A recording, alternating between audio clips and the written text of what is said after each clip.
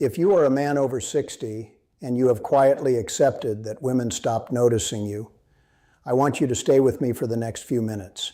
Because I am 66, I am overweight, I look my age, and I get flirted with regularly by women in their 40s and 50s.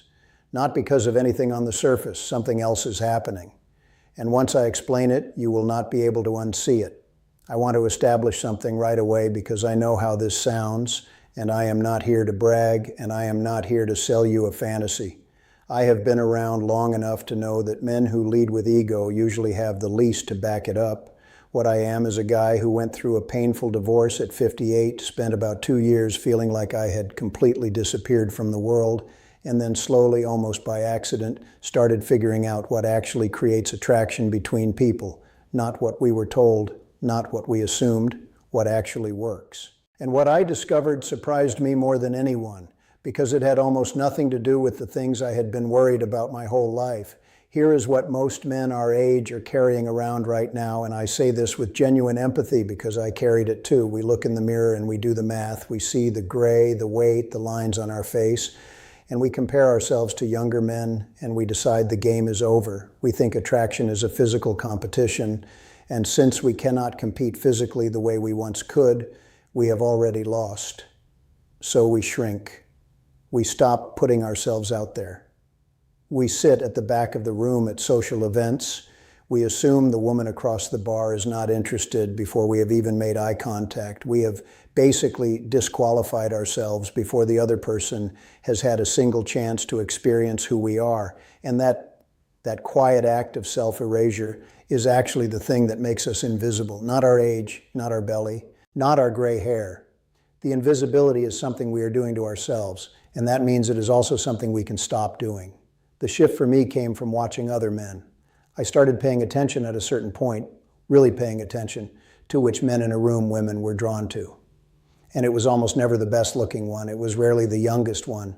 There was this guy I knew, mid-60s, nothing special on the surface, and women loved being around him. I watched him one evening at a dinner and I started to understand why. He was not performing. He was not trying to impress anyone. He was just present, fully there. He listened in a way that made you feel like what you were saying actually mattered. He had opinions and he expressed them without apology, but also without aggression. He was comfortable in his own skin in a way that most men never achieve at any age. And I thought, that is it. That is the thing. It is not what he looks like. It is how he exists in a room. So let me get into the specifics because I do not want this to stay abstract. The first thing I changed was my eye contact. Not staring, not intensity for the sake of it, but actually looking at a person when they talk to you. Really looking. Most men, especially men who are nervous or feel self-conscious, look away constantly. They glance around the room, they look at their drink, they break contact every few seconds. What that communicates without a single word is that you are not fully there, that you are somewhere else in your head. When you hold steady, warm, relaxed eye contact, something shifts in how people experience you. They feel seen. And feeling seen is one of the most powerful things one human being can offer another. I remember the first time I really became conscious of this. I was at a social gathering talking to a woman I had just met, and I made a deliberate effort to just stay present with her, to actually look at her when she spoke instead of scanning the room the way I normally would.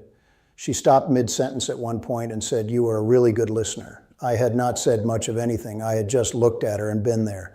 That was the moment I understood how rare that simple thing actually is. The second thing is what I think of as the absence of desperation. And this one is harder to talk about because it requires some honesty. When men our age get back into dating or social situations after years away, there is often a hunger there that we are not even fully aware of, a need for validation, a need to be liked, and women, especially women with any life experience, can feel that energy immediately. It does not feel romantic.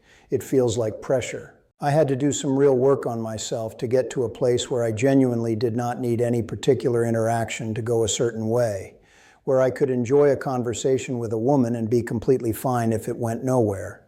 That shift in my internal state changed how I came across more than anything else I did. Neediness repels, contentment attracts. That is not a theory. That is something I lived. And the strange thing is that the less I needed things to go a certain way, the more often they went the way I would have wanted. There is something almost counterintuitive about that, but once you experience it yourself, you will understand exactly what I mean. The third thing is having a point of view. This sounds simple, but it is rarer than you think.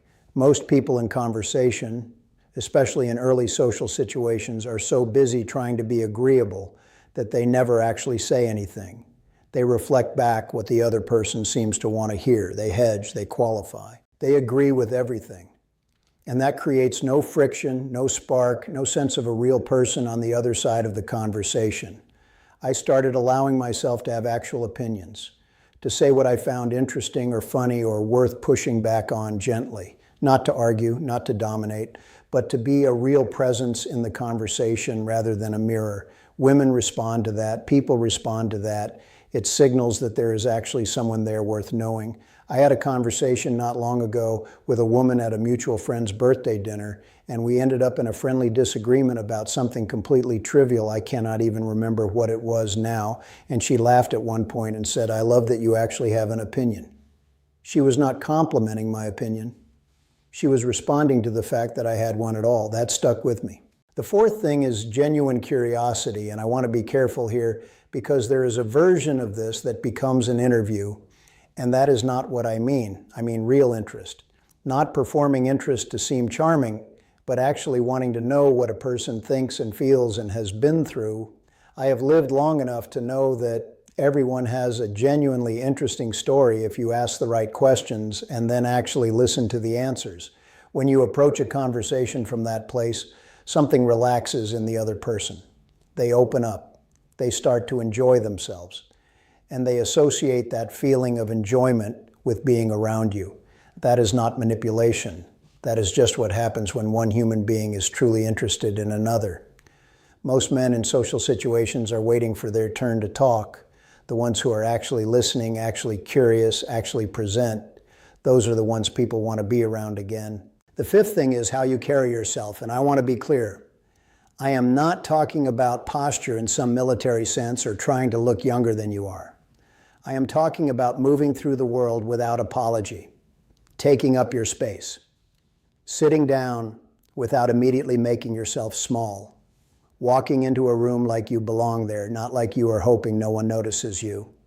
I used to do this thing where I would sort of minimize myself in social situations, unconsciously trying to make myself less noticeable because some part of me had decided I was not worth noticing. When I caught myself doing that and started doing the opposite, just occupying space naturally and without self-consciousness, the difference in how people responded was immediate and honestly a little uncomfortable to admit because it meant I had been getting in my own way for years. Nobody is attracted to a man who is apologizing for being in the room. Even if everything else is right, that one thing will undermine all of it. The sixth thing, and maybe the most important, is warmth without weakness. There is a version of being a nice man that reads as desperate, as trying too hard, as having no edges.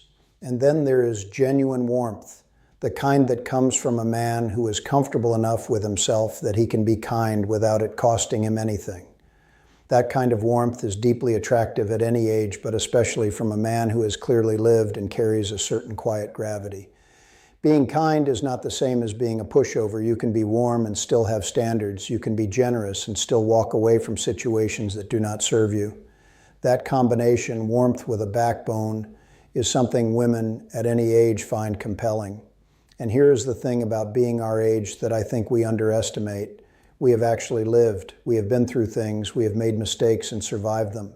We have loved people and lost people and kept going. That history, if you wear it with any kind of peace rather than bitterness, gives you a depth that younger men simply cannot fake. Women feel that. They are drawn to it. The gray hair and the lines on your face are not liabilities if you carry them like a man who has earned them rather than a man who is ashamed of them. Now, I want to speak directly to the voice in your head right now that is saying, okay, but this guy is different. This will not work for me. I am too old or too out of practice or too far gone. I hear that voice. I had that voice. And here is what I want to say to it. None of what I have described requires you to be young or handsome or in shape. Every single thing I have talked about is available to you right now, today, exactly as you are. These are not things you build in a gym. They are things you build in your own mind and in the small daily moments of how you show up. And the men I have seen make the biggest shifts are not the ones who had the most to work with on the surface. They are the ones who decided they were not done yet. If this landed for you, if something here felt true or useful or maybe a little uncomfortable in the right way, then you already know there is more in you than you have been giving yourself credit for.